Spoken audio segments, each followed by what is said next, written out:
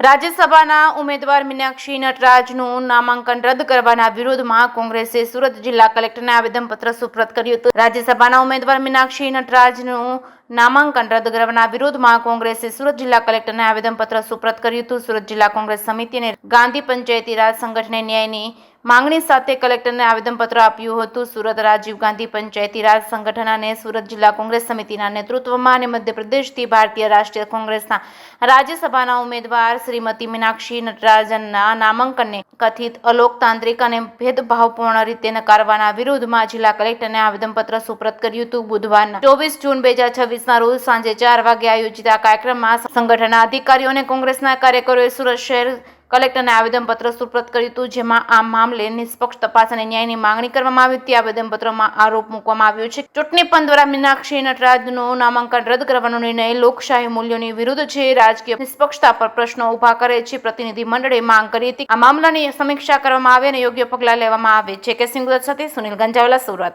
वो डॉक्टर प्रीति सदादिया, सूरत शहर कांग्रेस समिति यहाँ पे आज कलेक्टर ऑफिस में आई है।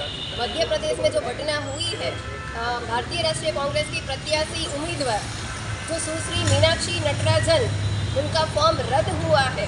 नामांकन जो था प्रत्याशी थी, उनका फॉर्म रद्द करके ये चुनाव आयोग ने बहुत गलत काम किया है। तो ये प्रक्रिया वापस चुनाव हो सके और इसके बारे में न्यायपूर्ण कार्य हो सके, उसके लिए आज हम कलेक्टर ऑफिस को आवेदन पत्र देने के लिए आए हुए हैं।